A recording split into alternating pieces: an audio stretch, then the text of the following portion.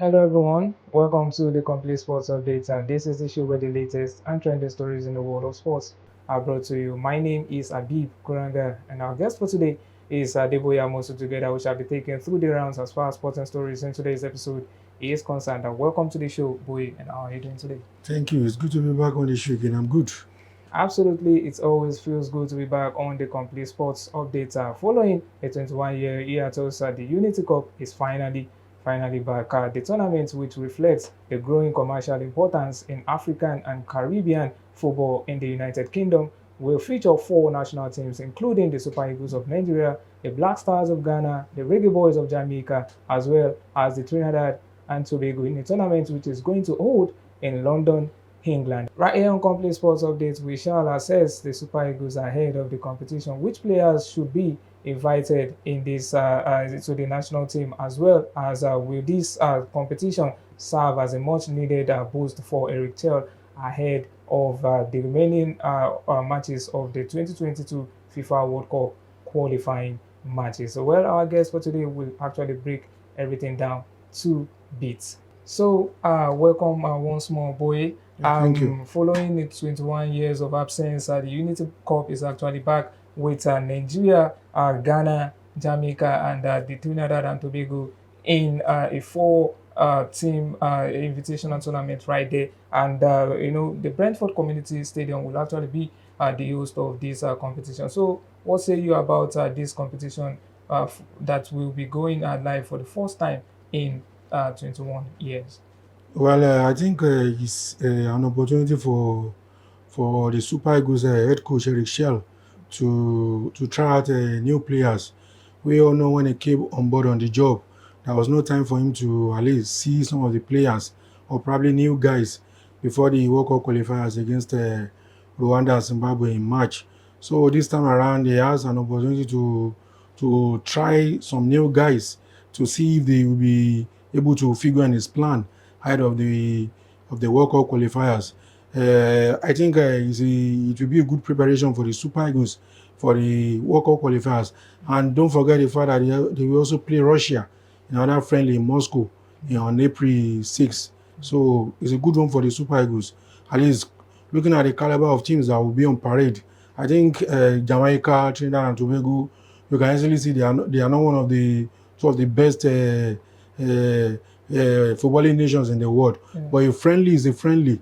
It's an avenue for the coach to try out new guys. And don't forget we have Nigeria eternal rivals, Ghana also participating in the competition. So I think it's a good one for the Super Eagles to be part of the Four Nation tourney. Yeah, talking about a good one for the Super Eagles of Nigeria, on Monday it was actually announced by Kano pillars that Ahmed Musa will actually be representing Nigeria in the four team tourney, and so many talks have actually been going on around as regards to the players that should be invited. And don't forget that the competition will actually start on the 26th of this month, which will actually come after the end of major leagues in Europe. And players will not really have much rest. And, do you see this competition as the one that new players would actually be invited, or should the established players that will just have a 1 week break or 2 weeks max to come to the national team food to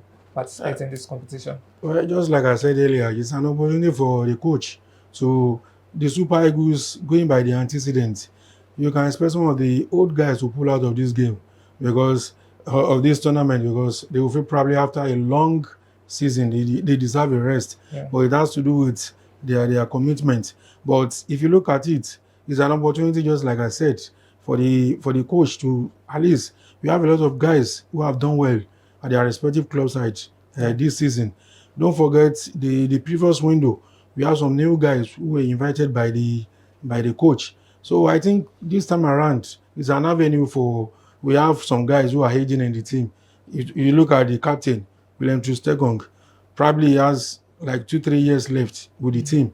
So you have someone like Igor Obu, who plays for Slavia Prague, who has really done well for the past few years. So it's an opportunity for these guys to show what they can do in the team. So let's just keep our fingers crossed. And I got a feel as on Monday that the coach is actually looking at inviting 10 home-based players for this tournament. So it's a good one for the guys. Let's see what they can do on the international stage too. Yeah, definitely. It's a good one for the home-based players, and well, let's see what these players actually have.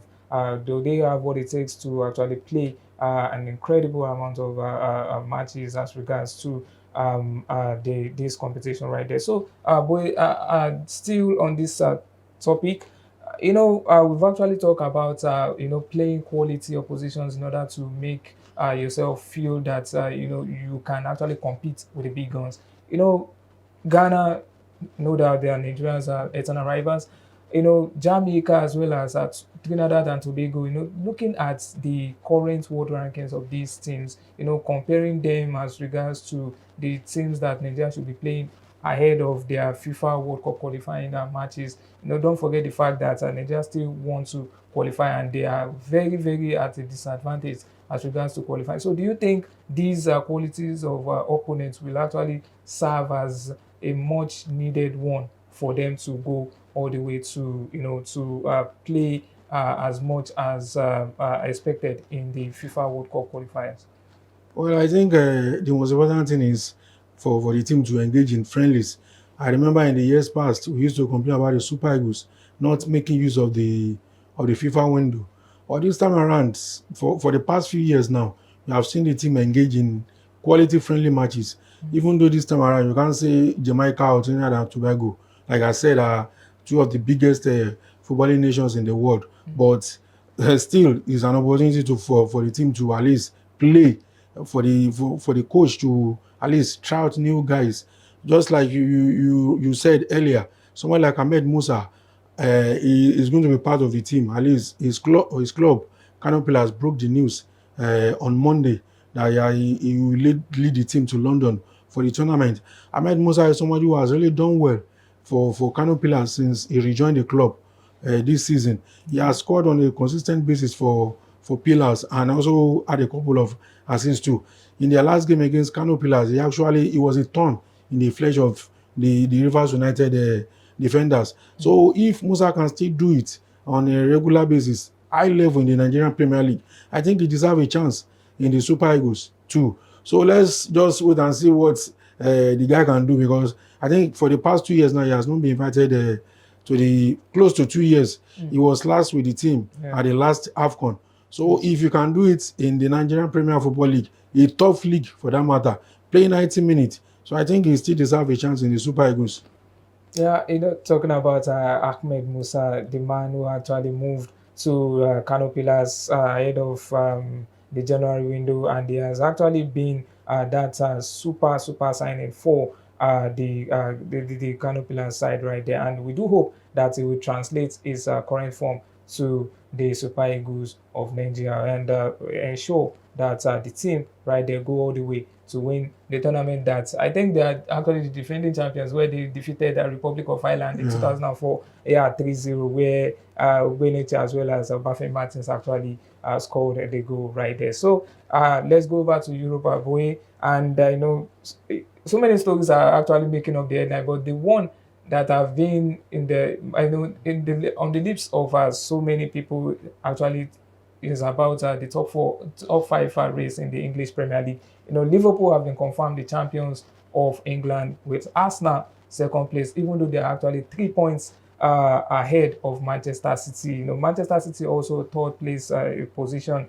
Talk about Newcastle and Chelsea, who are on fourth and fifth place respectively. Though there is Nottingham Forest and Aston Villa in sixth and seventh. These guys are actually knocking on the door to also qualify for the UEFA Champions League. So, what's your take about the top five race in the English Premier League? Well, I believe that will go down the wire. It might be decided on the last day of the season. Presently, like you said, you have like 6 or 7 teams who are battling for. Well, Liverpool have already confirmed champions. They will compete in the Champions League next season. Arsenal, Man City, Newcastle United, Chelsea. You have Aston Villa and Nottingham Forest battling for the remaining 4 places. For Man City, I think they will go through, because if you look at the running, the the matches they have to play Yeah. for the rest of the season. Well, for Arsenal too, I think recently probably they've been distracted by their participation in the UEFA Champions League. I think they need to buckle up too, because uh, Chelsea and Newcastle, who are fourth and fifth on the table, they just have a 4 point lead ahead of the two of them. Yeah. Man City are have closed the gap on them to 1 point, if I'm not mistaken. Yes. So 3 points actually. yeah, so the relegation fight is over. The title winners have been decided. So we just have to enjoy the battle for the UEFA Champions League ticket to the end of the season. So let me throw the question to you. If you had to pick the remaining four teams that will join Liverpool in the UEFA Champions League spots, who would they be? Well, I think I will go for Manchester City. I think Arsenal, Man City, Newcastle United, and Chelsea. Well, that's actually a good prediction, because considering the matches that these teams actually will play, and as well as the sum of situations that will arise before the end of the season, I think that's actually the prediction that I also can go for. So, what prediction do you have in mind? So, thank you very much, Agui, for the wonderful and Welcome. insightful analysis, as always, on Complete Sports Updates. Viewers, this is where we'll be wrapping things up as far as proceedings in today's episode is concerned. Do take care of yourselves and enjoy the rest of your day. Bye for now.